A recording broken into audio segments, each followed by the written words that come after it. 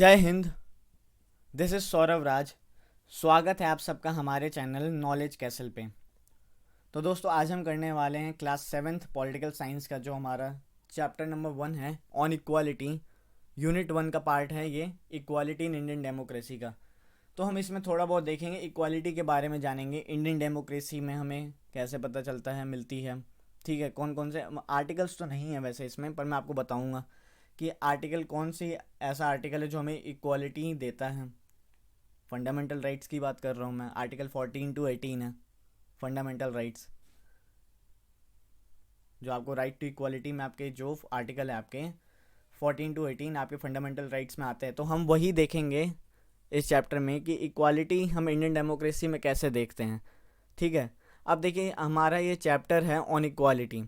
शायद मैं अभी देख रहा था एनसीईआरटी की किताब में चैप्टर नंबर 9 आपका दे रखा है, स्ट्रगल्स फॉर इक्वालिटी, वो भी यूनिट नंबर 1 का पार्ट है। तो मैं उसको नेक्स्ट लेक्चर जो हमारा होगा पॉलिटी का, जो क्लास 7th एनसीईआरटी जो है हमारी, उसमें मैं वही कराऊंगा।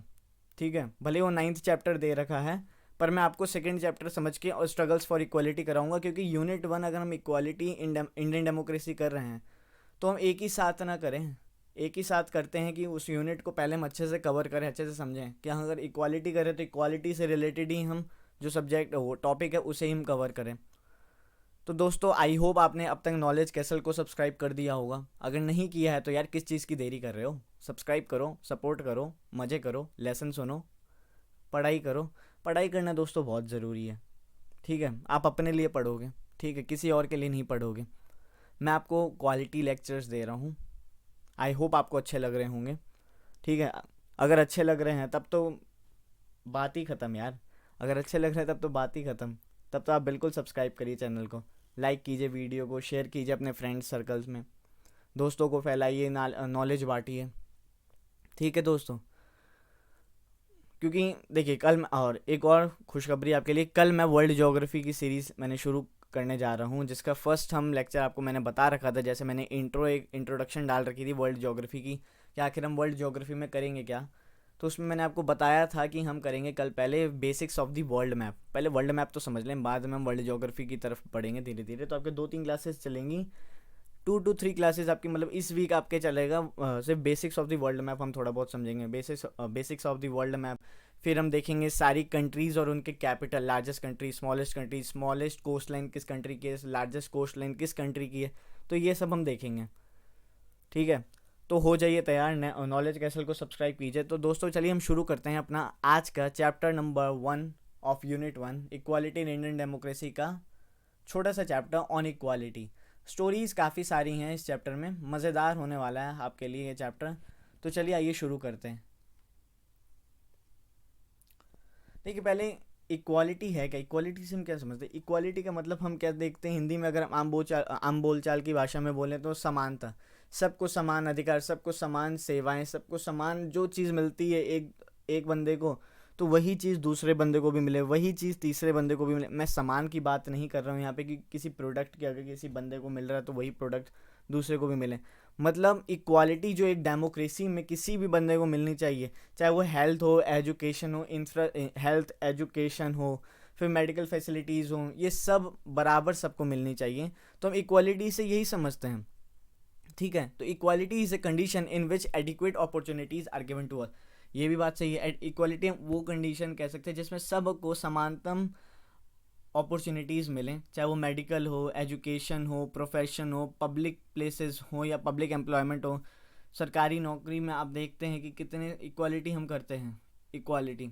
ठीक है, सरकारी नौकरियां हो गई, गवर्नमेंट जॉब्स हो गए, प्राइवेट जॉब्स में भी, मतलब सबको एम्प्लॉयमेंट में भी इक्वालिटी हो। ठीक है, इक्वल अपॉर्चुनिटीज़ उन्हें मिले, इक्वल अपॉर्चुनिटीज़ मिले उन्हें अपने ग्रोथ करने की, इक्वल अपॉर्चुनिटीज़ मिले उन्हें अपनी लाइफ में आगे बढ़ने की, इक्वल अपॉर्चुनिटीज़ मिले उन्हें अपनी हेल्थ में, health facilities, medical facilities, educational facilities. हम ऐसा क्यों देखते हैं दोस्तों, गांव में मैंने खास कर देखा है कि, गांव में छोड़िए ना, शहरों में भी देखता हूँ कि इक्वालिटी हम एजुकेशन में थोड़ी सी लैक कर जाते हैं। क्यों? प्राइवेट स्कूल्स फीस लेते हैं तो बड़े जो रिच स्टूडेंट्स होते हैं, जिनके फैमिली के पास पैसा होता है, वो उन्हें पढ़ाते हैं, वहाँ पे क्वालिटी एजुकेशन मिल जाती है, उन्हें अच्छा खासा मिल जाता है। ठीक है, अब वहीं गवर्नमेंट स्कूल के बच्चे मैंने देखे हैं, अब देखिए मैं हर स्कूल की बात नहीं कर रहा, पर ऐसे क्यों है अपनी कंट्री में, कोई प्राइवेट स्कूल गवर्नमेंट स्कूल से ज़्यादा अच्छा हो सकता है? यार गवर्नमेंट स्कूल बेहतरीन एक क्वालिटी का होना चाहिए, सरकार को ऐसा करना चाहिए, ठीक है, कि गवर्नमेंट स्कूल्स में बहुत तगड़ी फैसिलिटीज़ दी जाए कि मतलब हर बच्चा समझ पाए, अच्छे से पढ़ाई कर पाए, अपनी मतलब एजुकेशनल जो उसकी नीड्स हैं उसे पूरा कर पाए, उसे कभी भी इन्फीरियरिटी ऐसी महसूस ना हो कि यार वो प्राइवेट स्कूल का है। मैंने देखा यार, कई बच्चों को देखा, कई बच्चों को देख, अब मैं किसी गवर्नमेंट को ब्लेम नहीं करूँगा, पर ये हमने यहाँ पे देखी इक्वालिटी में। इक्वालिटी से हम यही ना समझेंगे कि इक्वल एजुकेशनल अपॉर्चुनिटीज़ काफ़ी बच्चों को नहीं मिल पाती हैं। क्यों? लैक ऑफ मनी की वजह से, लैक ऑफ उनके पास इकोनॉमिक मतलब उतना संसाधन नहीं है, इनकी वजह से। तो ठीक है, हम इसलिए इक्वालिटी हम सिर्फ ऐसे नहीं समझ सकते कि हर इंसान को इक्वल अपॉर्चुनिटीज़ मिल रही हैं तो मिलती रहेंगी, ठीक है। कहीं ना कहीं हमेशा इक्वालिटी लैक कर जाती है, कहीं ना कहीं हमें इक्वालिटी हमेशा कम मिल जाती है। मतलब कहीं ना कहीं आप देखिएगा इक्वालिटी, चाहे कास्ट, रिलीजन, मैरिजेस, फिर स्कूल एजुकेशन, मेडिकल फैसिलिटीज़, पैसे दो आप प्राइवेट हॉस्पिटल में जाके बढ़िया इलाज कराओ, एंड जिनके पास पैसे नहीं होते वो घंटों लंबी लाइन में लगे रहते हैं गवर्नमेंट हॉस्पिटल के लिए, ठीक है, उनके मन में नहीं आता होगा इक्वालिटी। तो यही चीज़ हम समझाना चाहते हैं इस चैप्टर में। इस चैप्टर में और कुछ नहीं है, बस यही है, इक्वालिटी आपको अच्छे से समझानी है कि इक्वालिटी सिर्फ ये नहीं है कि हमने वोटिंग अधिकार दे दिए कि सबका अधिकार है, मतलब हर बंदे का, चाहे वो रिच हो, पुअर हो, अनएम्प्लॉयड हो, एम्प्लॉयड हो, कितने पैसे भी हों, कोई सेलिब्रिटी हो, कोई स्पोर्ट्स पर्सन हो, सबको एक ही वोटिंग राइट मिलेगी। मतलब वोट देने का अधिकार होने सब एक ही बार है, तो मतलब इक्वल वोट हम काउंट करते हैं ईच पर्सन का। देखा आपने, हमने सब के वोट एक ही बार काउंट किए, किसी ऐसा नहीं किया कि रिच पर्सन के 10 बार काउंट कर लिए, जो पुअर है उसके एक दो बार, एक ही बार कर रहे हैं, नहीं, सब जो लोग हैं हम सब। पर ये चीज़ आप देखिएगा वोटिंग में मिलती है, वोट में मिलते हैं, वोटिंग के अलावा कहाँ हमें इक्वालिटी, बहुत रेयरेस्ट चांस में मतलब देखने को अब देखिए गवर्नमेंट अपनी तरफ से बेहतरीन कोशिश करती है, बेहतरीन। इंडियन कॉन्स्टिट्यूशन ने हमें, देखिए इक्वालिटी को हमें बैक कौन करता है? इंडियन कॉन्स्टिट्यूशन हमें बैक देता है, मतलब हमें सपोर्ट करता है इक्वालिटी के लिए। पर सोसाइटी भी तो डिपेंड करती है ना, सोसाइटी भी। अब हम शहरों की बात छोड़ दे, गांव में आप देखिए आज भी मतलब रिलीजन पे इक्वालिटी, इनइक्वालिटी होती है, कास्ट सिस्टम पे इनइक्वालिटी होती है। और ये नहीं कह रहा सारे गाँव में, सबकी गाँव की मानसिकता वैसी नहीं है, पर कुछ गाँव ऐसे हैं जहाँ पे ऐसा होता होगा डेफिनेटली। जब इतने गाँव हैं तो इतने सालों की सोच दोस्तों 1 मिनट में नहीं जाती है, 1 दिन या 1 साल में नहीं जाती, सोच बदलने में टाइम लगता है। जनरेशन टू जनरेशन अगर वो चीज़ ट्रांसफ़र होती जाएगी तब तो भूल ही जाइए कि वो सोच अगर कभी बदलने वाली भी है। तो चलिए हम वही देखने वाले हैं कि equality is a condition in which adequate opportunities are given to all. तो हम ये देखने वाले, चलिए अब ये देखिए, ये सारे लोग आपको लाइन से खड़े दिख रहे हैं, नहीं नहीं, ये लोग फिल्म की टिकट के लिए लाइन में नहीं लगे कि इन्हें फिल्म देखने जानी है, ये लोग लगे हुए हैं लाइन में, इनको वोट देना है, ठीक है। एक यहाँ पे देखिए एक टीचर है जिनका नाम है मंजीत कौर, फिर तेजा सिंह ये ट्रेडर हैं, गिरीश राव ये स्टूडेंट हैं, ग्रेजुएशन का स्टूडेंट होगा, आप स्टूडेंट मत समझ लीजिएगा, जो बच्चे छोटे हैं उन्हें वोट देने का अधिकार नहीं है, अभी 18+ हो जाओ पहले। कांता देवी ये डोमेस्टिक वर्कर है, इनकी हम अभी स्टोरी पढ़ेंगे। फिर सुजाता कुमारी ये भी डोमेस्टिक वर्कर हैं। अब्दुल रहमान ये आर्टिसन हैं। शबनम राव, शबनम बानो ये हाउसवाइफ हैं। ग्रेसी लैलेंग ये कंसल्टेंट है। फिर आइजैक लैलेंग गवर्नमेंट ऑफिसर हैं इनके, ठीक है, दोनों हस्बैंड वाइफ हो सकते हैं। रुखसाना मिर्ज़ा जो हैं ये मीडिया पर्सन हैं। योगराज अनएम्प्लॉयड हैं, ठीक है, ये बेरोज़गार हैं। एंड अशोक जैन जो हैं ये इंडस्ट्रियलिस्ट हैं। अशोक जैन जो हैं ये कांता देवी के मतलब वो हैं, क्या कह रहे, मतलब कांता देवी अशोक जैन के यहाँ काम करती हैं, ठीक है। तो चलिए हम देख लिया, आपने देख लिया, ये वोटिंग के लिए खड़े हैं। मतलब इसमें हमें क्या दिख रहा है? इसमें हमें इक्वालिटी दिख गई, बिल्कुल, जो मैंने आपको बात की थी कि हमें वोटिंग में बाकायदा इक्वालिटी हमें देखने को मिल जाती है।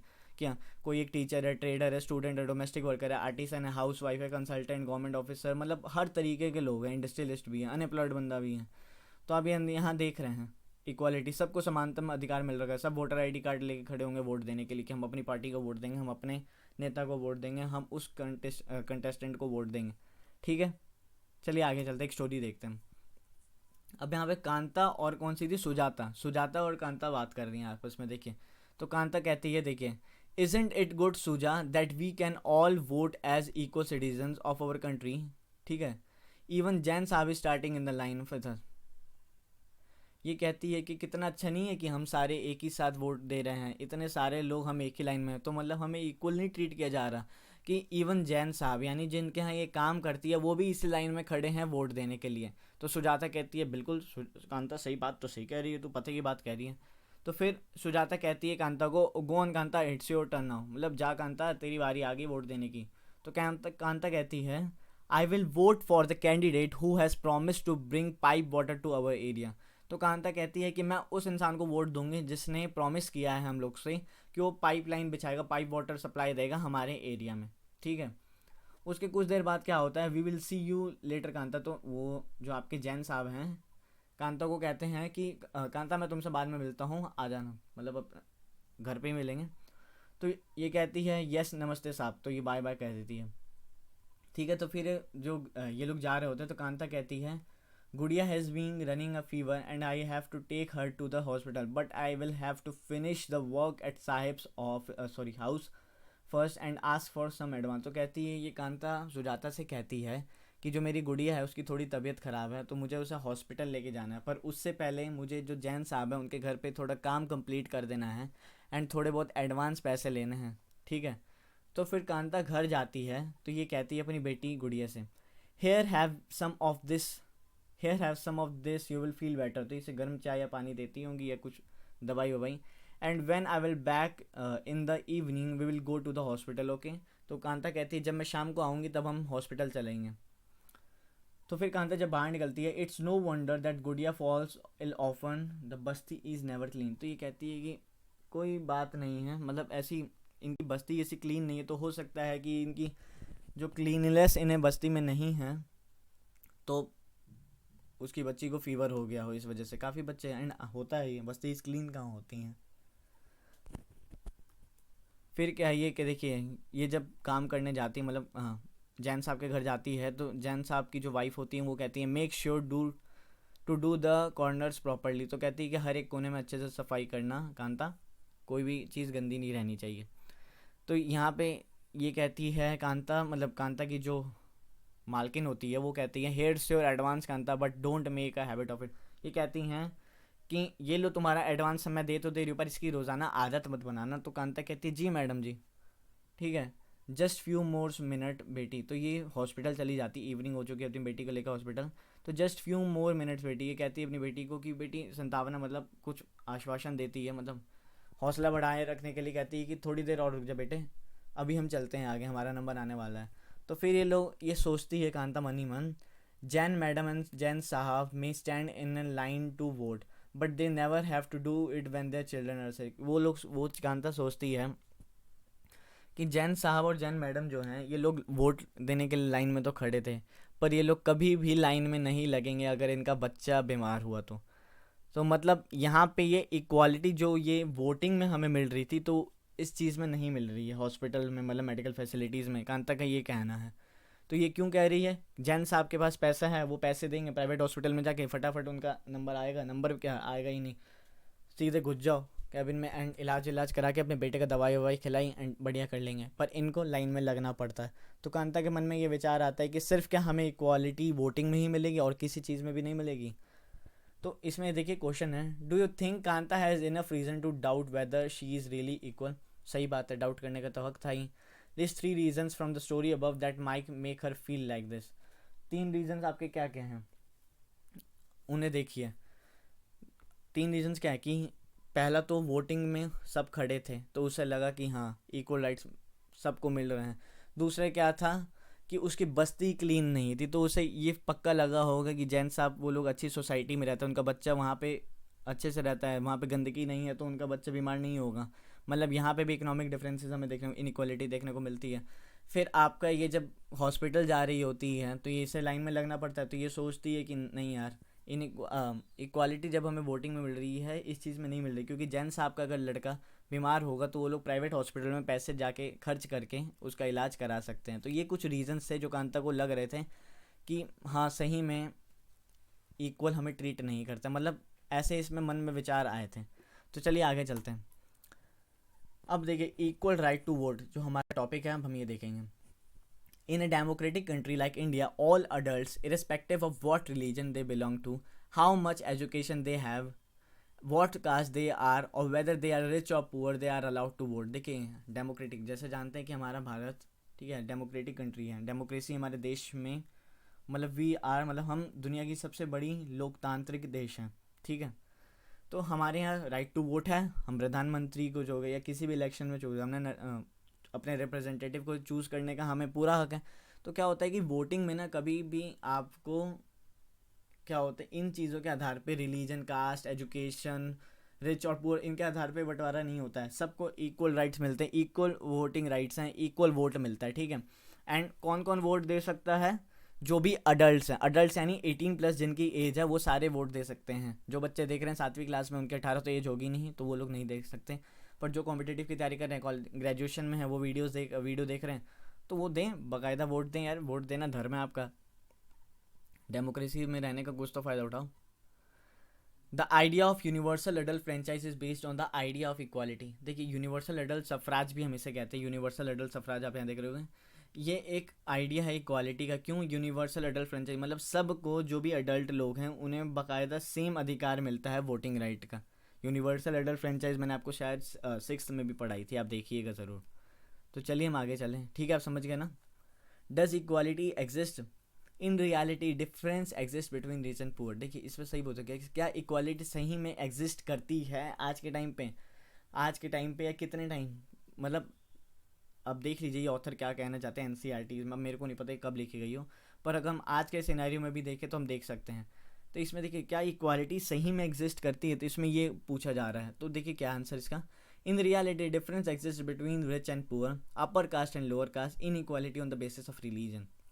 देखिए, इन इक्वालिटी ना सबसे पहले तो एग्जिस्ट करती है, रिच एंड पुअर बाकायदा एग्जिस्ट करती है। जो हमने कांता और जो जैन साहब की जो स्टोरी, कांता की जो स्टोरी पढ़ी हमने, उसमें हमने देखा कि उसको अपनी बच्ची को लाइन में लेके खड़ा रहना पड़ा था हॉस्पिटल, मतलब हॉस्पिटल में दिखाने के लिए। वहीं जैन साहब नहीं लगते, वो पैसे देते चले जाते। तो हमें यहाँ पे रिच एंड पुअर का डिफरेंस दिखता है, इनइक्वालिटी दिखती है। फिर हमें upper caste and lower caste के भी इनके बीच भी इनइक्वालिटी दिखती है। मतलब अपर कास्ट वाले डोमिनेट करते हैं, इन्फीरियर फील कराते हैं लोअर कास्ट को, ठीक है। ये आपने देखा हुआ, शहरों में तो ये चीज़ नहीं देखने को मिलती है। अपर कास्ट वाला सिस्टम, लोअर कास्ट वाला सिस्टम शहरों में बहुत रेयरेस्ट चांस होता है देखने को मिले, पर गांव में आज भी होता है अपर कास्ट। मतलब अपर कास्ट लोअर कास्ट में तो ऐसा होता था कि स्टार्टिंग, अब तो अनटचेबिलिटी, जैसे ही हमें कॉन्स्टिट्यूशन बैक करता है अनटचेबिलिटी के लिए, तो क्या है कि अब अगर वैसी कोई सिचुएशन आती है, किसी को इनफील लगता है कि हाँ हमें ऐसे डिस्क्रिमिनेट किया जा रहा है इस बेसिस पे, तो कंप्लेंट कर सकता है, ठीक है, बाकायदा कंप्लेंट कर सकता है। तो वही है upper caste and lower caste. Upper caste वाले हमेशा लोअर कास्ट को मतलब इन्फीरियर फील कराते हैं, उन्हें हमेशा नीचे दिखाते हैं कि तुम हमसे छोटे हो। फिर इसी से तो क्रिएट हुई थी अनटचेबिलिटी, अनटचेबिलिटी इन्हीं से तो क्रिएट हुई थी। उसके बाद देखिए, सिर्फ गांव में ना पर ये कास्ट वाला सिस्टम गांव में आपको ज़्यादातर देखने को मिल जाएगा, पर शहरों में आपको रिलीजन के आधार पे इनइक्वालिटी देखने को मिलती है। Inequality on the basis of religion, इसमें एक स्टोरी हम पढ़ेंगे, मतलब रिलीजन के आधार पे भी आप देखा होगा, और ये चीज़ मैंने अपने आंखों से देखी हुई है, सुना हुआ है, ठीक है। मतलब देखा हुआ है, मैंने सही कहूँगा देखा हुआ है कि मैं जिस अपार्टमेंट में रहता था, मतलब मैं एक अपार्टमेंट में जहाँ पे 8 फ्लैट्स हैं, हर फ्लैट का कोई ओनर है। तो एक बार क्या हुआ कि एक फ्लैट का ओनर आया, उसने मना कर दिया किसी मुस्लिम को घर देने से। अब पता नहीं उसका क्या मन था, कुछ भी उसने बोला पर मना कर दिया। क्यों? एक भावना, पता नहीं क्या मन में दिमाग है इन लोग के, इन मतलब रिलीजन के आधार पे ये लोग इनइक्वालिटी करते हैं, दिमाग ख़राब है। सबसे पहले देखिए, यहाँ पे एक बढ़िया सी डायग्राम मैंने लगाई है। कितने रिलीजन्स हमारे इंडिया में? हिंदुज़म, जैनिज़्म, बुद्धिज़्म, सिखिज़्म, इस्लाम, क्रिश्चियनिटी। ये सारे रिलीजन आप भूल जाइए। सबसे पहले हमारा एक रिलीजन है इंडियन, हम सारे इंडियन हैं। आप ध्यान से देखिए, बड़ा बढ़िया डायग्राम लगा है यार, दिल छू गया एकदम ये डायग्राम, मतलब जो इमेज है ये। हिंदुज़म में आपका आई एन, मतलब हर में, मतलब देखिए इंडियन को हम दिखाते हैं। इंडियन है यार, हम सब एक ही रिलीजन है हम सबका इंडियन, कोई रिलीजन नहीं है इससे बड़ा, इंडियन से बड़ा कोई रिलीजन नहीं है। सबसे पहले आपका रिलीजन इंडियन है, उसके बाद आप हिंदू, मुस्लिम, सिख, ईसाई, क्रिश्चियन, जैनिज़्म, जो भी आप फॉलो करते हैं वो हैं। सबसे पहले आप एक इंडियन है, तो एक इंडियन की आप मदद कीजिए। एक आप इंडिया में रह के किसी इंडियन से भेदभाव मत कीजिए अगर वो इंडियन है तो। वैसे तो किसी से भी, मतलब कम से कम अपने देशवासियों से तो भेदभाव बिल्कुल नहीं करनी चाहिए, इनइक्वालिटी बिल्कुल भी नहीं करनी चाहिए, ठीक है। और ये सिर्फ मैं किताबी भाषा नहीं बोल रहा हूँ, इस सही में एक सोच होनी चाहिए इंसानों में, ठीक है। इंसानों में, लोगों के मन में ये क्या मतलब, क्या मतलब, ये रिलीजन भी तो यार हम ही ने बनाए हैं, रिलीजन्स वगैरह भी तो हम ही ने बनाए हैं, ठीक है। अब इंडियन है, हम सब एक लैंड पे रह रहे हैं, एक देश में रह रहे हैं। जब देश पे खतरा आता है तब सारे एक साथ हो जाते हैं। बॉर्डर पे जो फौजी हमारे लड़ रहे हैं वो कितने धर्मों के होंगे, पर जब बारी आती है देश को बचाने की सब एक होते हैं। तो सबसे पहले उनका उस टाइम पे एक ही रिलीजन होता है। इंडियन आर्मी का, इंडियन एयरफोर्स, इंडियन नेवी का सिर्फ एक रिलीजन होता है, वी आर इंडियन। तो हमारा एक ही रिलीजन होना चाहिए, वी आर इंडियन। बाकी आप साइड में अपना रखिए, कोई भी मतलब ऐसा नहीं, inequality on the basis of religion कभी भी नहीं होना चाहिए। आइए हम स्टोरी देखते हैं एक। अब सबसे पहले हम देखिए, जब हमने कास्ट सिस्टम की बात की थी तो हम एक बार स्टोरी देखते हैं। One of the greatest author जिन्होंने अपनी ऑटोबायोग्राफी लिखी है, स्टोरी ऑफ ओम प्रकाश वाल्मीकि। आपने इनका नाम ज़रूर सुना होगा, ठीक है। ओम प्रकाश वाल्मीकि जी एक दलित थे, तो ठीक है हम इनके बारे में एक स्टोरी देखते हैं। चलिए देखें, शुरू करें। ओम प्रकाश वाल्मीकि, इनका जन्म कब हुआ था? 1950 से लेकर 2013 तक इनकी जीवन काल इनका रहा था।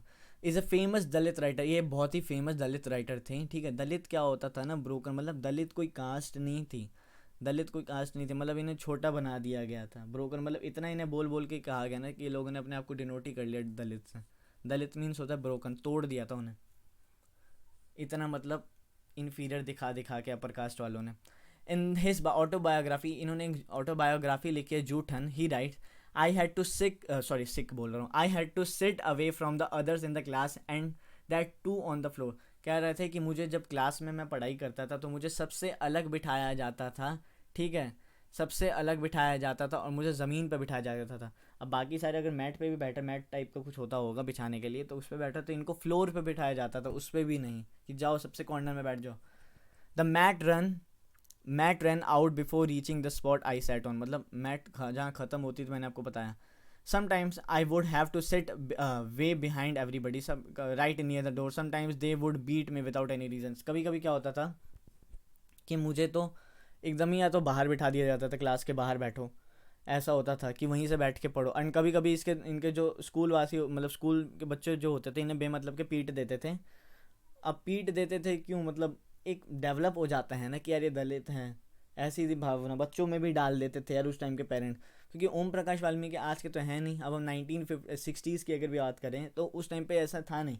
उस टाइम पे जो भी मतलब अगर ये गाँव में है तो एक मन में भावना डाल देते थे अपने बच्चे की कि उससे मत टची हुई, उससे मत छुई हो, अरे वो दलित है। क्या मतलब बकवास बातें जो होती थी ना, वो ये सब होता था, ठीक है। तो उसी कारण तो बच्चे भी, मैंने कई सारी अपनी फिल्मों में भी देखा होगा कि पीट देते थे कि हट जाओ, छूइयो मत, ऐसे मतलब इन्फीरियर ट्रीट करते थे। When he was in class 4, the headmaster asked Om Prakash to sweep the school and the playground. मतलब जब वो चौथी क्लास में थे तब उनके जो हेड मास्टर थे उन्होंने ओम प्रकाश से कहा कि जाओ तुम पूरे स्कूल में झाड़ू लगाओ और प्ले ग्राउंड को साफ़ करो, ठीक है। मतलब एक 4 साल, मतलब 4 साल, चौथी क्लास के बच्चे से ये लोग कह रहे हैं कि पूरे स्कूल को साफ़ करो, प्ले ग्राउंड भी साफ़ करो, ठीक है। मतलब इतना भाई यार, बड़े मतलब देखिए हमें स्कूल को क्लीन रखना चाहिए, पर ये तो भेदभाव है ना, सिर्फ ओम प्रकाश वाल्मीकि से ही ऐसा कहा गया था, मतलब इन्हीं से ऐसा कहा गया था कि स्कूल था।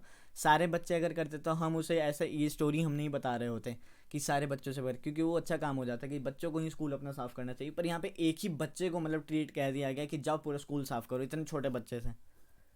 ही writes, the playground was way larger than my small physique could handle and it cleaning it, my back began to end, मतलब क्या था कि प्ले ग्राउंड इनसे तो इतना दिख रहा था कि प्ले ग्राउंड एक तो बहुत बड़ा था, इनकी साफ़ करते करते कमर दर्द होगी। My face was covered with dust, इनका जो मुंह था ये कवर हो गया था पूरी तरीके से डस्ट से, ठीक है। इनके मुंह में भी गंदगी जा रही थी, डस्ट जा रहा था, फेस इनका पूरा धूल धूल हो गया था, वैसा था। The other children in my class were studying and I was sweeping, जो थे बाकी बच्चे थे वो पढ़ाई कर रहे थे और ये झाड़ू मतलब सफाई कर रहे थे। पढ़ाई सफाई मतलब देखिए वही, यही इनक्वालिटी ट्रीट होगी ना कास्ट सिस्टम में। दलित थे तो उन्हें इन्फीरियर ट्रीट करा के कहा गया कि जाओ सफाई करो, तुम सफाई करो तुम, और बाकी बच्चे पढ़ाई कर रहे हैं, वाह। Head master was sitting in his room and watching me, head master अपने रूम में बैठ के इसे देखे जा रहा था, इन्हें देखे जा रहा था।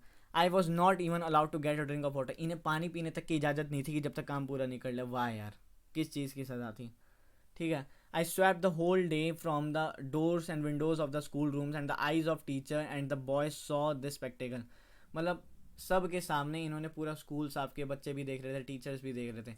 ओम Prakash was made to sweep the school and the playground for the next couple of days and this only came to an end when his father, देखिए पता है ओम प्रकाश को कहा गया कि आप मतलब लगातार इन्हें 2-3 मतलब कुछ दिनों तक सफाई करने के लिए कहा गया, करते रहे, जब तक इनके फादर ने इन्हें देख नहीं लिया। हु हैपन टू, मतलब वो जा रहे थे रास्ते से, तो उन्होंने अपने बच्चे को देखा सफाई करते हुए, स्कूल की सफाई करते हुए इनके पापा ने पकड़ लिया, ओम प्रकाश वाल्मीकि जो पापा थे। तो उन्होंने कहा, he confronted the teachers and then walking away from the school holding Om Prakash hand, he said loudly for all of them to hear. Om Prakash के जो फादर थे वो अंदर गए, उन ओम प्रकाश का हाथ पकड़ा एंड जोर से चिल्ला के कहा, you are a teacher so I am leaving now. तो मतलब यही था ना कि सबको चिल्ला के कहा कि यू आर अ टीचर, मतलब क्या था, आप टीचर हैं, हर बच्चे को इक्वल ट्रीट कीजिए, ठीक है। एंड फिर उसके बाद ओम प्रकाश वाल्मीकि को ये लेके चले गए। But remember this much master, he will study right here in this school. मतलब उन्होंने कहा कि ये यहीं पढ़ेगा और पढ़ेगा, सफाई नहीं करने आता है ये, मतलब ये पढ़ाई करेगा, ठीक है, यहीं पढ़ेगा ये, उसके फादर कह के गए Om Prakash Valmiki. And not just him but many more coming after, मतलब ये सिर्फ नहीं, इसके जैसे और भी जो दलित के हैं ये भी यहीं आके पढ़ेंगे। मतलब ये था एटीट्यूड, फाड़ो, जो ऐसे करते थे ना उनकी तो ऐसी ही फाड़नी चाहिए। अब आपने यहाँ पे ओम प्रकाश वाल्मीकि की देखी, यहाँ पे हमने कास्ट इनइक्वालिटी को देखा हमने कि अपर कास्ट वाले कैसे दलित्स को मतलब इन्फीरियर ट्रीट कराते थे। अब हम यहाँ देखते हैं story of mister and Mrs Ansari, जो यहाँ पे रिलीजन के आधार पे हमने जो इनइक्वालिटी देखी थी, अब हमें वो यहाँ पे देखने को मिलेगा। देखिए, the second story is based on the incident that took place in one of India's largest cities and it is common practice in most parts of the country. देखिए, सेकेंड जो स्टोरी है आपकी, ये इंडिया की one of the largest cities के बारे में लिखी गई है, जो ज़्यादातर इंडिया के हर पार्ट में होती है। It is a story about Mr and Mrs Ansari who were looking to rent an apartment in the city. ये स्टोरी है मिस्टर एंड मिसेस अंसारी की, जो लोग सिटी में एक घर ढूंढ रहे थे, एक अपार्टमेंट ढूंढ रहे थे रेंट के लिए, मतलब रहने के लिए। They had the money and so paying the rent was no problem. उनके पास पैसा था, उन्हें रेंट देने में कोई भी दिक्कत नहीं थी। They went to a property dealer for help to find a place. वो लोग एक प्रॉपर्टी डीलर के पास गए कि हमें कोई घर वर दिला दो भाई, ठीक है, मतलब मदद के लिए। The dealer inform them that he knew about a quite a few apartment that were available for rent. Dealer ने कहा कि मैं कुछ अपार्टमेंट्स वगैरह जानता हूँ जो आपको रेंट पे आसानी से मिल जाएंगे। They visited the first apartment and the Ansaris liked it very much and decided to make it. तो ये लोग पहले अपार्टमेंट में जाते हैं तो अंसारीज जो थे इन्हें बहुत अच्छा लगता है वो अपार्टमेंट, तो ये लोग सोचते हैं कि हम यहीं पे रह लेंगे। However when the land lady found out their names, जब लैंड लेडी थी, मतलब जो उनकी जो मालकिन थी, उन्हें पता चला उनका नाम, she made an excuse about how she could not rent the house to someone who, मतलब उसने कहा कि उनके नाम जब पता चले तो उस लेडी ने कहा, लैंड लेडी मतलब यानी मालकिन जो थी, कि हम उसे ये घर नहीं देंगे जो मीट खाते हैं, because the building did not have any non vegetarian resident.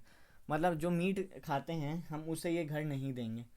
जबकि अंसारीज ने थोड़ी कहा था कि मीट खाते हैं, उन्होंने उसके नाम के आधार पे, मतलब एक रिलीजन के नाम पे आधार के जज कर लिया था उन्हें बस, कि अच्छा हाँ ये देखिए ये था सिस्टम कि यार यहाँ पे रिलीजन का सिर्फ नाम के आधार पे जज हो जाते हैं। बंदों में इतनी टैलेंटेड होते हैं, मतलब टैलेंट देखो, और किसी में दिमाग नहीं लगाना, पर ये जाति इसकी अलग है, ओ धर्म इसका अलग है, मतलब जाति धर्म पे, अबे भाई ठीक है, ये सब आज भी कई जगहों पे होता है, ठीक है, कई जगहों पे होता है।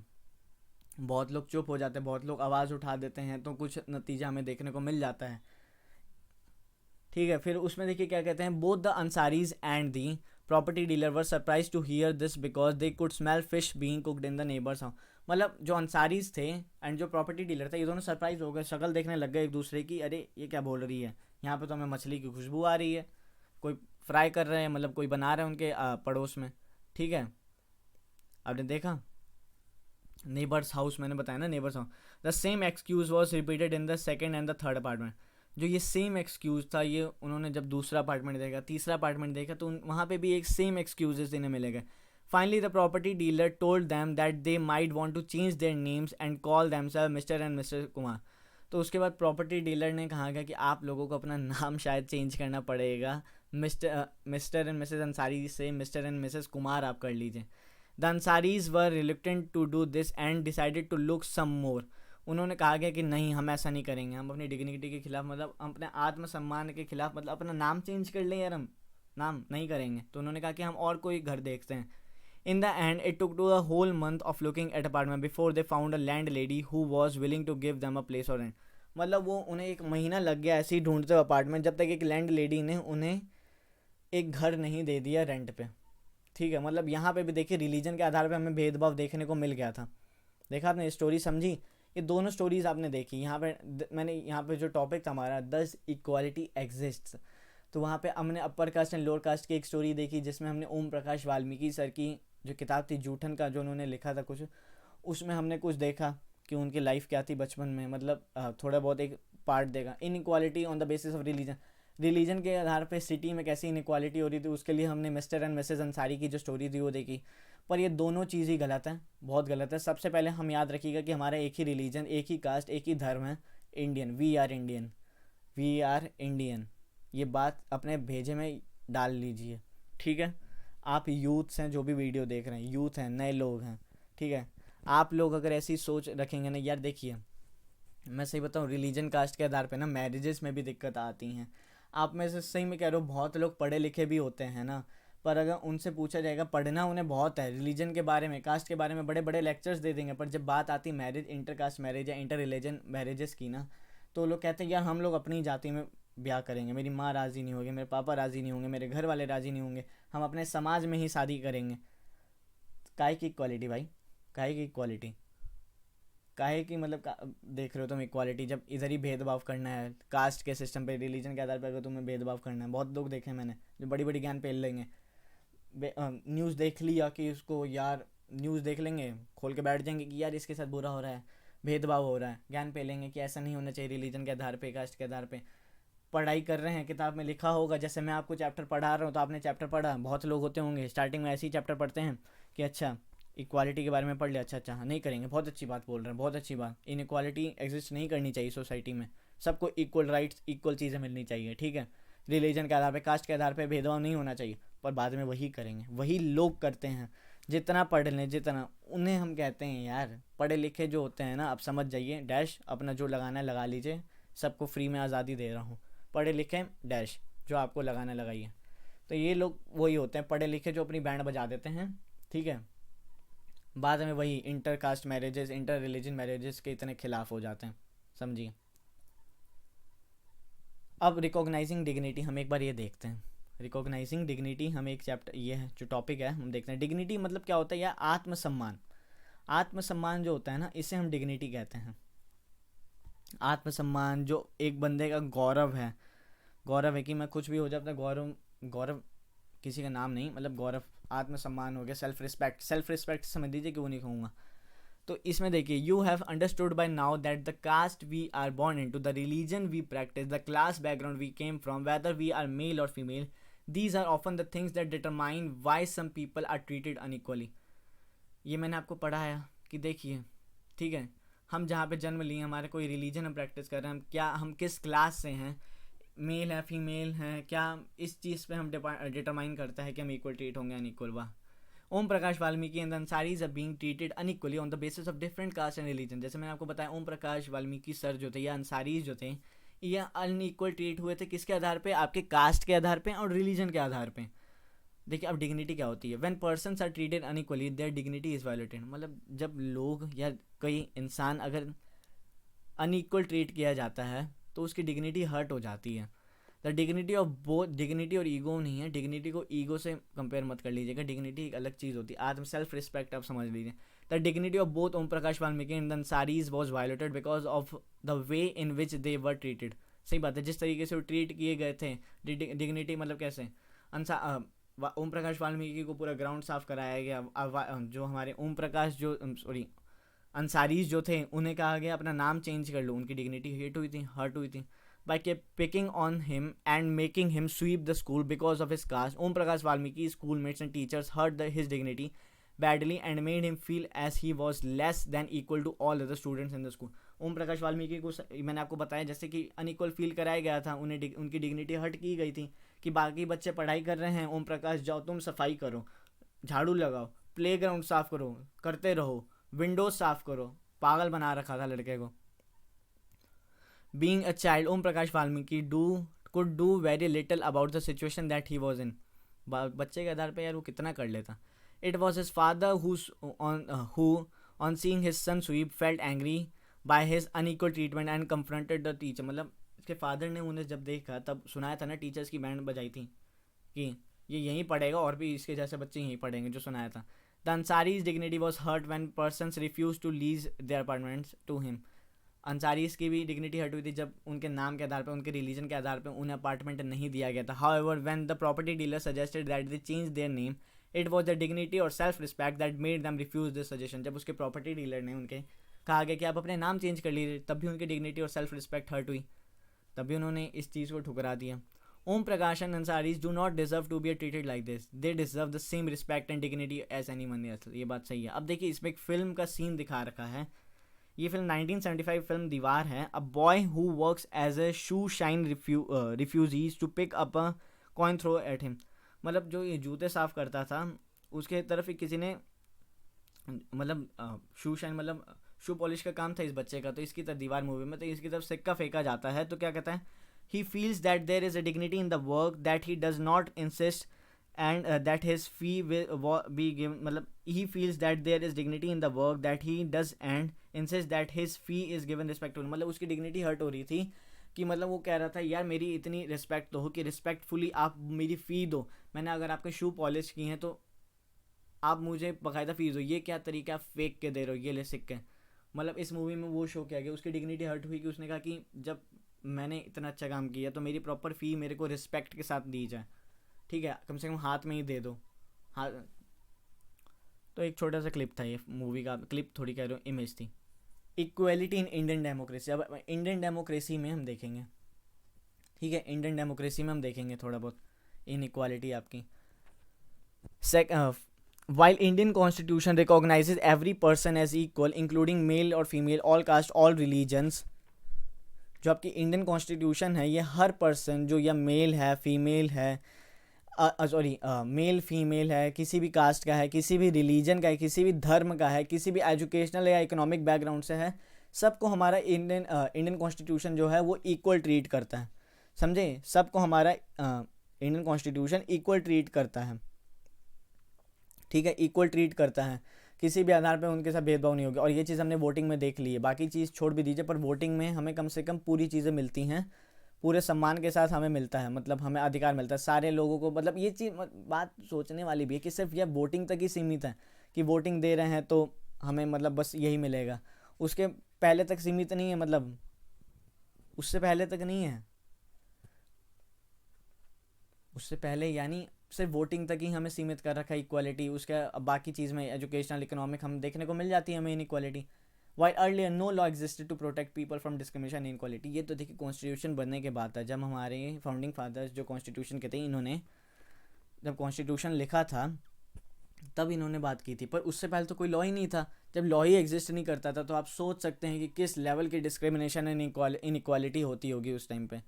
This recognition of equality include some of the following provisions in the constitution. देखिए आर्टिकल जो है आपका, ठीक है, आर्टिकल जो आपका है आर्टिकल 14 ऑफ द कॉन्स्टिट्यूशन जो है आपका, आर्टिकल 14 से लेके आप 18 तक देखिएगा, राइट टू इक्वालिटी जो है आपका, वो आपको क्या कहता है, कुछ आपको बैक देता है, वो कॉन्स्टिट्यूशन का फंडामेंटल राइट है आपका, वो आपको बैक देता है कि बैक करता है कि इन लेवल पे आपके साथ इनइक्वालिटी नहीं हो सकती। First that every person is equal before law, article 14 आपसे कहता है every person is equal before law and protection of law, ठीक है। सेकंड जो आपका है 15, no person can be discriminated against on the basis of the religion, race, caste, place of birth, article 15। Article 16 जो आपसे कहता है every person has access to public places, every person has access to public places, ठीक है, आपने देखा। And article जो 17 है आपका कहता है abolition of untouchability, abolition of untouchability को सपोर्ट करता है आर्टिकल 14। आर्टिकल 18 भी है जो अबॉलिशन ऑफ टाइटल्स को देता है कि कोई भी टाइटल वगैरह नहीं लगाएगा, राजा राजा महाराजा धीराज ऐसा कुछ, कोई टाइटल मिलिट्री टाइटल ऐसा वगैरह नहीं लगाएंगे। तो ये कुछ हमारा जो कॉन्स्टिट्यूशन है ये हमें बैक करता है इक्वालिटी प्रदान करने के लिए। अब देखिए गवर्नमेंट क्या करती है, two ways through which government tries to implement the equality that is guaranteed in the constitution, ठीक है। दो तरीके होते हैं जिसकी वजह से मतलब जो हमारा गवर्नमेंट है, हमारी जो गवर्नमेंट है ये इक्वालिटी को गारंटी करती है कॉन्स्टिट्यूशन में। ये आपके क्या हैं, सबसे पहला है आपका सबसे पहले है आपका लॉज, कोई लॉज वगैरह कॉन्स्टिट्यूशन जैसे आपको देखने की लॉ है सेकंड क्या है, कुछ प्रोग्राम्स और स्कीम्स ला दी, इसी कुछ प्रोग्राम्स ले आए, कुछ स्कीम्स वही ले। तो वहीं हम इस एक बार हम देखेंगे, लॉ तो आपको बता दी मैंने आर्टिकल 14 to 18, पर आप देखेंगे कि यहाँ पे जो स्कीम्स की बात की गई तो इसमें मिड डे मील स्कीम जो है उसके बारे में थोड़ा बहुत देखेंगे। ठीक है, मिड डे मील आपकी जो स्कीम है उसके बारे में देखते हैं कि मिड डे मील स्कीम आखिर क्यों लाई गई थी। देखिए, गवर्नमेंट प्रोग्राम थे ये, गवर्नमेंट ने लाया गया था, मतलब गवर्नमेंट के द्वारा लाया गया था। सबसे पहले ये कहाँ लाया गया था, ये आपका तमिलनाडु जो स्टेट था वहाँ पे लाया गया था। इसके अंदर क्या होता था कि बच्चों को ना स्कूल में ही लंच टाइम पे उन्हें खाना दे दिया जाता था। खाना मतलब ये क्या था, एलिमेंट्री स्कूल्स लेवल पे क्या होता था, under this programme free cooked lunch इन्हें मिल जाता था, ऑल गवर्नमेंट एलिमेंट्री जो स्कूल्स थे। ठीक है, स्टार्ट हुआ थे तमिलनाडु में। 2001 में क्या हुआ, सुप्रीम कोर्ट ने कहा कि हाँ ये अच्छा प्रोग्राम है तो शायद सारे स्टेट्स इसे अडॉप्ट करें। ठीक है, और सही बात भी, ये प्रोग्राम इम्पैक्टफुल था। इससे क्या हुआ, बच्चे ज़्यादा उनकी अटेंडेंस बढ़ गई, स्कूल में आने की ज़्यादा बच्चे आने लगे। एंड कहीं ना कहीं देखिएगा लिटरेसी रेट भी थोड़ा बहुत इम्प्रूव हुआ था। ठीक है, मैनी पुअर चिल्ड्रन जो थे, जो ज़्यादातर गरीब बच्चे थे, ये लोग भी स्कूल आने लग गए क्योंकि इन्हें खाना मिले। जब तक देखिए यार, पेट की भूख अगर जब तक शांत नहीं होगी ना तो आदमी पढ़ाई नहीं कर सकता। तो हम नहीं यार, हम कुछ काम नहीं कर सकते तब तो ये बच्चे हैं भूल जाओ, पेट पकड़ पकड़ के बैठे रहेंगे। पहले क्या होता था कि वही कि हाफ टाइम में लंच करने सब भग जाते थे, उसके बाद आते ही नहीं था। मतलब फुल फर्स्ट हाफ में आपका फुल अटेंडेंस, शाम के पता चला सेकंड हाफ में कोई अटेंडेंस ही नहीं है। ठीक है, इसके तहत मिड डे मील्स के कारण क्या हुआ, आपका अटेंडेंस भी इम्प्रूव हुआ। तो बहुत फ़ायदे थे इस स्कीम के। ठीक है, आगे चलते चलिए। Issues of equality in other democracies. अब देखिए, इश्यूज़ इक्वालिटी सिर्फ हमारी कंट्री में नहीं थे, अदर डेमोक्रेसीज जो हैं उनमें भी कुछ इनइक्वालिटीज़ हमें देखने को गई थी। देखिए, issue of equality in other democracies में, you are probably wondering whether India is the only democratic country in which there is inequality and there are struggle for equality continues. ठीक है, the truth is that in many democratic countries around the world, the issue of equality continues to be the key issue around which communities struggle. देखिए, सिर्फ India ही नहीं है जहाँ पे inequality हर किसी को फेस करनी पड़ती है। कई ऐसी डेमोक्रेटिक कंट्रीज़ है जहाँ पे इक्वालिटी एक बहुत ही मतलब की इशू बन चुका है कम्युनिटीज़ में। ठीक है, एक स्ट्रगल हो चुका है, स्ट्रगल बन गया था कि इन इक्वालिटी हमें मिले। So for example, in the United States of America, the African American those ancestors were the slaves who were bought over from Africa continue to describe their life today as largely unequal. देखिए क्या होता है, African American जो थे ना, African American कौन थे, ये स्लेव्स थे जो काम करने के लिए अफ्रीका से लाए गए थे। ठीक है, तो जब स्लेवरी बैन हो गई, ठीक है, स्लेवरी जब बैन होगी तो ये लोग वहीं परमानेंट सेटल हो गए थे। तो इनको क्या किया कि ये लोग अफ्रीकन अमेरिकन थे तो इन्हें अनइक्वल ट्रीट करने लग गए वहाँ के जो नेटिव अमेरिकन थे। ठीक है, this despite the fact that there was a movement in the late 1950s to push for equal rights for African. मतलब डिस्पाइट इसके कि 1950s में एक इक्वल राइट्स के लिए अफ्रीकन अमेरिकन ने एक मतलब वो किया गया था, मूवमेंट चलाया था। Prior to this African American were treated extremely unequal in the United States and denied equality through law. मतलब कहा गया अफ्रीकन अमेरिकन को फिर भी अनइक्वल ट्रीट करने लग मतलब ट्रीट किया जाता था। यूएसए में एक्सट्रीमली अनइक्वली ट्रीट किया जाता था उन्हें। मतलब वो लोग लॉ को तो मानते ही नहीं थे। ठीक है, for example when travelling by bus they either had to sit at back of the bus और get up from their seat whenever white person wish to sit. मतलब क्या होता था कि जब भी वो लोग बस में बैठे रहते थे, black American sorry African American जो थे आपकी, ठीक है, अफ्रीकन अमेरिकन थे, तो ये लोग क्या होते थे, जब वाइट पर्सन जब आते थे तो इनके कहते थे उठ जा भाई, पीछे बैठ जाए, या तो इन्हें पीछे बैठने को कहा जाता था, या जब बैठे रहते थे तो इन्हें उठा दिया जाता था वाइट पर्सनस के लिए। तो वहीं एक स्टोरी दी गई है रोज़ा पार्क के बारे में। रोज़ा पार्क 1913 से लेकर 2005 तक इनकी जीवन रहा था इनका। Was an African American women, ये एक अफ्रीकन अमेरिकन वुमेन थी। Tired from a long day at work she refuse to give her seat on a bus और to a white man on 1 December 1951।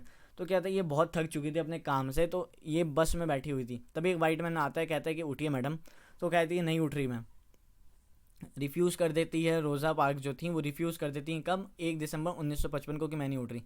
Her refusal that day started a huge agitation against the unequal ways in which African American were. मतलब उसके जो था, मतलब उसके जो refuse की वजह से क्या हुआ कि अफ्रीकन अमेरिकन के लिए अनइक्वल और बढ़ गया, मतलब लड़ाई वड़ाई, मतलब क्रांति से कुछ आ गई। Treated and which came to known as the civil rights movement. इसके तहत क्या हुआ, सिविल राइट्स मूवमेंट भी स्टार्ट हो गया था।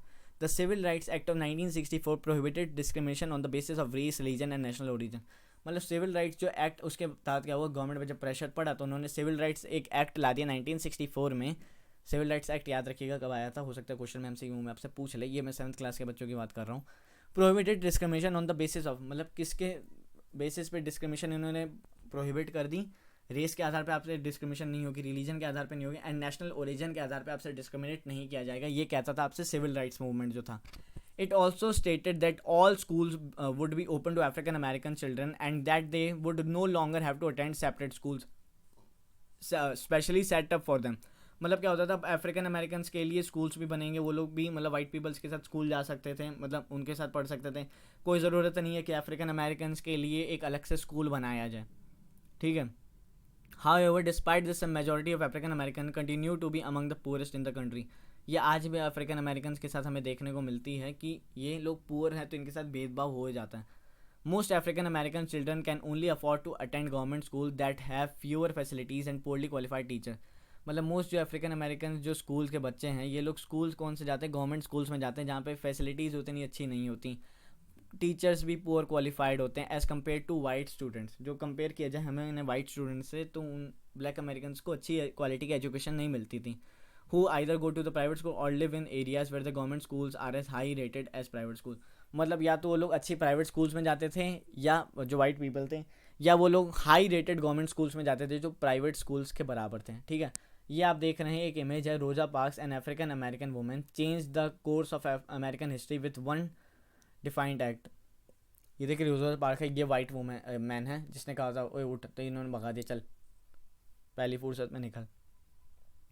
अब देखिए कुछ चैलेंजेस भी होती हैं डेमोक्रेसी की, डेमोक्रेसी में हमें कुछ चैलेंजेस वगैरह। देखिए इक्वालिटी ना कभी कम नहीं हो सकती, कभी किस चीज़ की इक्वालिटी मिलेगी, कभी किस चीज़ की इक्वालिटी मिलेगी, कभी किस चीज़ की इक्वालिटी मिलेगी, पता नहीं चलेगा। इक्वालिटी कभी कमी ख़त्म नहीं हो सकती। देखिए no country can be described as being completely democratic. कोई भी कंट्री अपने आप को कम्प्लीटली डेमोक्रेटिक कह ही नहीं सकती। क्यों? There are always communities and individuals trying to expand the area of democracy and push for a greater recognition of equality on existing as well as a new issues. क्या होता था कि हमेशा जो कम्युनिटीज़ वगैरह जो थी ना, इंडिविजुअल्स कम्युनिटी इंडिविजुअल्स हो गए, वो लोग क्या करते थे, एक्सपेंड करते रहते डेमोक्रेसी और फैलाओ और फैलाओ, मतलब पुश करते रहते थे डेमोक्रेसी को, मतलब इक्वालिटी हर चीज़ में, नए नए इश्यूज़ पे, नई नई चीज़ों पे उन्हें इक्वालिटी चाहिए होती थी। Central to this is the struggle for the recognition of all persons as equal and for their dignity to be maintained। मतलब क्या था, सेंट्रल क्या था इनके बीच में, केंद्र क्या था कि जो उनका स्ट्रगल है, रिकॉग्निशन है, हर पर्सन को उनके आधार पे इक्वल ट्रीट किया जाए, किसी भी चीज़ पे उनकी डिग्निटी हर्ट ना की जाए, डिग्निटी उनकी मेंटेन की जाए। In this book you will read about how this issue of equality affects various aspects of our daily life and democratic. इस किताब में हम पढ़ने वाले हैं दोस्तों कि हाउ इक्वालिटी जो है, इशू ऑफ इक्वालिटी जो है वो हम लोगों को अफेक्ट कर। देखिए इस किताब में हम ये जनरली पढ़ने वाले हैं, पूरा सब्जेक्ट मतलब लग रहा है मेरे को बुक ऐसी ही होगी कि हम देखेंगे इसमें कि आखिर क्या इश्यूज़ वगैरह आती हैं वेरियस एस्पेक्ट्स में हमारी डेली लाइफ के, इन डेमोक्रेटिक इंडिया भारत में आखिर कौन कौन से इश्यूज़ हमें फेस करने पड़ते हैं इक्वालिटी हासिल करने के लिए। As you read this chapter, as you read these chapters, think about whether the equality of all persons and their being able to maintain their dignity is upheld। मतलब कि हम पढ़ने वाले क्या उनकी इक्वलिटी बनाई जाती, देखी जाती, इक्वलिटी उन्हें दी जाती, हर लेवल पे दी जाती है या नहीं दी जाती, उनकी डिग्निटी की रिस्पेक्ट की जाती है, डिग्निटी मेंटेन की जाती है, सेल्फ रिस्पेक्ट उनकी होती है या नहीं। मतलब ये सब हम इस पूरे बुक में देखने वाले हैं। तो ये शुरू करें क्या? शुरू नहीं करना है, ख़त्म हो चुका है चैप्टर आपका। आप सोच रहे होंगे कि अब क्या शुरू करें, नहीं, आपको मैं सोच रहा था थोड़ा सा चौंका हूँ। वैसे आपका चैप्टर ख़त्म हो गया, तो आई होप आपको चैप्टर अच्छा लगा होगा, ठीक है।